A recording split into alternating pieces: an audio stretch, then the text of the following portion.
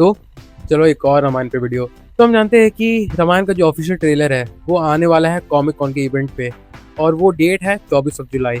और अगर आप देखने जाओगे कि रामायण का जो पहला ऑफिशियल अनाउंसमेंट वीडियो किस मंथ पर रिलीज किया गया था, तो वो था अगेन जुलाई 3 2025। एंड उसके बाद से हम कह सकते हैं कि चाहे बॉलीवुड हो, चाहे टॉलीवुड हो, चाहे इंडिया की कोई भी फिल्म इंडस्ट्री हो, सब जगह रामायण को लेकर काफी ज्यादा हाइप बन गई थी। हाँ, इसके साथ साथ हम कह सकते हैं कि एस एस राजामौली की जो अगली फिल्म आने वाली है जिसका नाम है वाराणसी, उसे लेकर भी बहुत ज्यादा हाइप बनी थी। लेकिन रामायण एक ऐसी फिल्म है जहाँ पर हमें बॉलीवुड से लेके सैंडलवुड और उसके बाद हॉलीवुड का कोलैबोरेशन देखने को मिल रहा है। एंड जिस तरीके से नमित मल्होत्रा अपनी इस फिल्म को प्रमोट कर रहे हैं हर अलग अलग जगह, और इस बात को बताते हुए पीछे नहीं हट रहे कि उन्होंने इस फिल्म में कितनी ज्यादा मेहनत की है एंड किस तरीके से उन्होंने बजट पर बिल्कुल भी ध्यान नहीं दिया। जितनी ज्यादा बजट चाहिए इस फिल्म को अच्छी बनाने के लिए, उतना ज्यादा वो खर्च करने के लिए रेडी है। इसलिए जब पहला एक अनाउंसमेंट वीडियो आया था इस फिल्म का, तो उसे देखने के बाद बहुत ज्यादा पॉजिटिव फीडबैक देखने को मिला था हर किसी की तरफ से। क्योंकि सबसे पहली बात कि उस टीजर में या फिर कह सकते हैं उस अनाउंसमेंट वीडियो में हमें बस 2-3 ग्लिम्सेस देखने को मिले थे, और उसके अलावा जो भी चीज़ थी उसके थ्रू इस फिल्म में जो वर्ल्ड दिखाया जाएगा उससे हमें इंट्रोड्यूस करवाने की कोशिश की गई थी। और उसके अलावा हमें म्यूजिक सुनने को मिला था जो कि डेफिनेटली बहुत ज़्यादा बेहतरीन था। हाँ, भले कई लोग आज के टाइम पे भी इस बात को डिबेट करते हैं कि अगर इस फिल्म में कोई इंडियन कंपोजर को लिया जाता MM कीरावानी, तो वो एक बेहतर अप्रोच होता। बट चलो कोई बात नहीं, यहाँ पर हमें जो भी देखने को मिलने वाला है उसके लिए हमारे होप्स हाई रहेंगे। तो हाँ, जैसा मैं बात कर रहा था कि जब इसका पहला अनाउंसमेंट वाला वीडियो आया था, तो उस वीडियो को देखने के बाद जो फीडबैक था वो काफ़ी ज़्यादा पॉजिटिव था।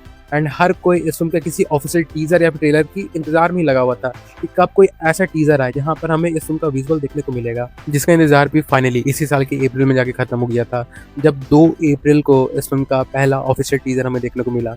और हम सब जानते हैं कि उस टीजर ने कितना हमें डिसअपॉइंट किया था।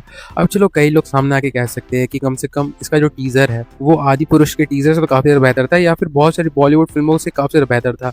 चलो मैं भी उस बात को एक्सेप्ट करता हूँ, लेकिन आप ही जानते हो कि इस फिल्म के पीछे जो कोलैबोरेशन हमें देखने को मिलने वाला है वो हॉलीवुड का है। एंड हॉलीवुड की तरफ से हमने ड्यून, इंसेप्शन, इंटरस्टेलर, कितनी सारी बेहतरीन CGI और VFX वाली मूवीज देखी हैं।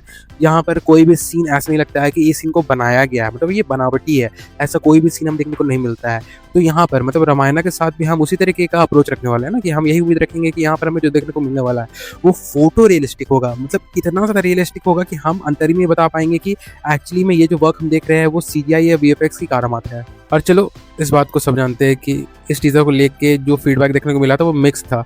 यहाँ पर मेरा भी जो ओपिनियन था वो काफ़ी ज़्यादा क्रिटिकल था इसके विजुअल्स को लेके, और मैं इस बात को मानता हूँ कि चलो फिल्म का जो सेलिंग पॉइंट होने वाला है वो होने वाला है इस फिल्म की कहानी, जैसे हम सब जानते हैं। लेकिन इस कहानी को जिस तरीके से प्रेजेंट करने वाले नितेश तिवारी, उसमें अगर VFX और CGI के अलावा कोई और ऐसा एस्पेक्ट है जो इस पूरी फिल्म को कैरी कर सकता है, तो वो है इस फिल्म का सोल। मतलब मैं आपको बताता हूँ कि अगर एक भी ऐसा मोमेंट हमें फिल्म देखने को मिल गया जहाँ पर एक्टर्स की जो एक्टिंग है वो हमें बनावटी लगने लगे, या फिर ऐसा लगने लगे कि इस सीन को एक्टर्स ने बस यूं ही पासेबल बनाने के लिए बस इस सीन को फिल्मा दिया है, तो वहाँ से भी इस फिल्म का डाउनफॉल हमें देखने को मिल सकता है। बट ऑफ कोर्स इस फिल्म में जितने भी सारे स्टार कास्ट है, चाहे वो यश हो, चाहे रणवीर कपूर हो, चाहे साई पल्लवी हो, चाहे वो सनी देओल हो, जितने भी सारे एक्टर्स हमें देखने को मिलने वाले हैं, they all could surprise us with their roles. अब चलो यहाँ पर अगर स्टार कास्ट की बात करें तो इस स्टार कास्ट में जो सबसे ज़्यादा क्रिटिकल किसी के रोल को देखकर ऑडियंस होने वाली है तो वो हो सकता है यश का। लेकिन मैं कह सकता हूँ कि यश जिस तरीके की पर्सनैलिटी को पोजेस करते हैं और उसमें रावण के लुक में वो जो देखने को मिलेंगे, भाई साहब definitely it will be worth watching. और चाहे अभी तक हो फिल्म के टीजर की बात या फिर फिल्म का जो अनाउंसमेंट वीडियो आया था उसकी बात, हमें कोई ऐसा झलक देखने को नहीं मिला है जहां पर हम पूरी की पूरी तरीके से रावण के रोल में यश कैसे दिखने वाले हैं वो हमें देखने को मिले। भले रणबीर कपूर का ऑफिशियल लुक हमारे सामने आ चुका है, और यहाँ तक कि साई पल्लवी का भी ऑफिशियल लुक हमें कई सारे सीन्स में नहीं देखने को मिला, इस कुछ 1-2 सीन्स को छोड़कर। तो हाँ, ट्रेलर में हम कह सकते हैं कि बहुत सारी चीज़ों से पर्दा उठने वाला है। एंड इस बार ट्रेलर ये डिसाइड करेगा कि ऑडियंस को इस फिल्म के लिए एक्साइटेड होना चाहिए बहुत ज़्यादा, या फिर अपनी एक्सपेक्टेशन को बहुत ज़्यादा मिनिमम रख के जाना चाहिए। अब देखो यहाँ पर मेरे दिमाग में एक और सवाल आता है कि जब भी मैं रामायण के किसी टीजर या ट्रेलर की बात करता हूँ या फिर उसके विजुअल्स को लेकर बात करता हूँ, तो कई लोग ये कहते हैं कि कम से कम इसका जो टीजर आया था वो आदि पुरुष से तो बेटर था। लेकिन अगर आप बजट की तरफ जाओ तो आदि पुरुष का बजट जो कि कहा जाता है कि 700 करोड़ है, और वैसा विजुअल हमें देखने को मिला नहीं था। लेकिन रामायण पार्ट 1 और रामायण पार्ट 2 दोनों का बजट मिला के बताया गया 4000 करोड़। और चलो हम इस बात को भी एक्सेप्ट कर लेते हैं कि जो बजट हमें बताया जाता है वो सिर्फ फिल्म बनाने में खर्च नहीं होता है, फिल्म को प्रमोट करने में भी खर्च होता है।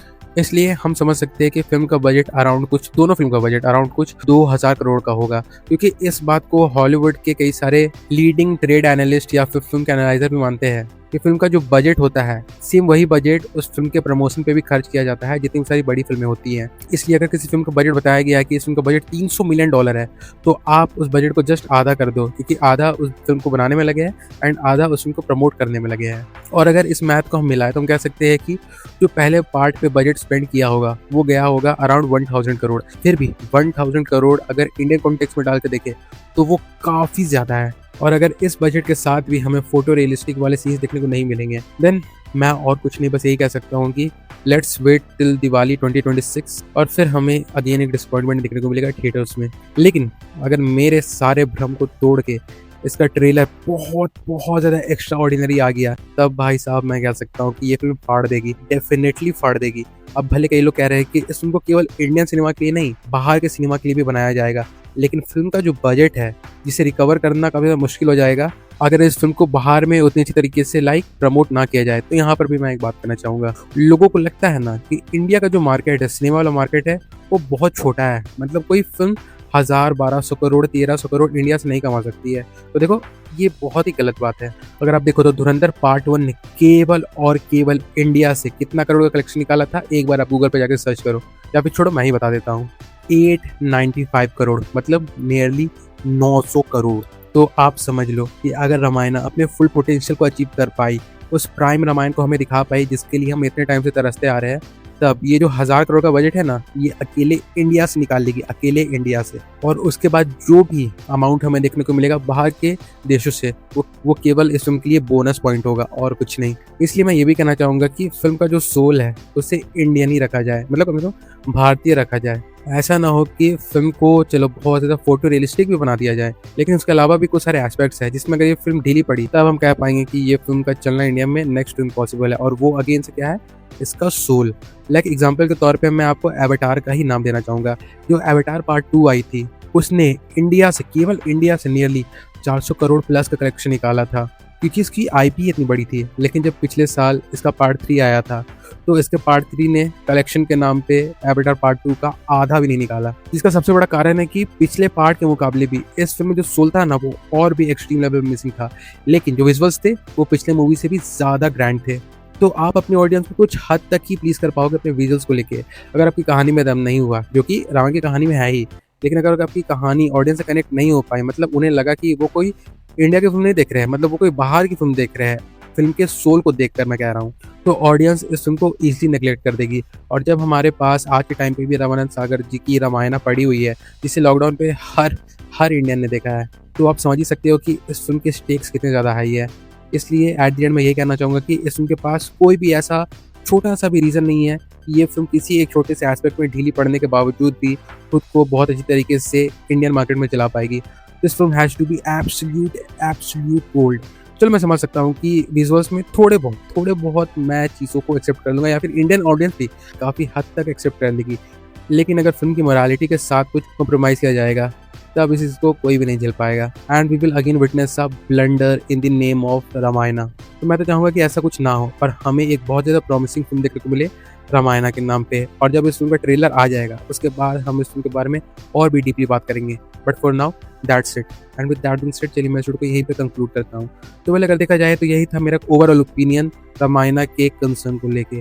पहले अगर इसे लेकर आपका भी कुछ कहना है या फिर आपके दिमाग में कोई थॉट्स गूंज रहे हो तो उसे भी आप कमेंट सेक्शन में लिखकर जरूर से बता सकते हो। मैं फर्स्ट शो जानना चाहूँगा कि इस बारे में आपके थॉट्स किस तरीके के हैं। So do drop your views in the comment section. और हाँ, बाकी फिर चलिए मिलते हैं बहुत जल्द एक और नए वीडियो के साथ। तब तक के लिए बाय।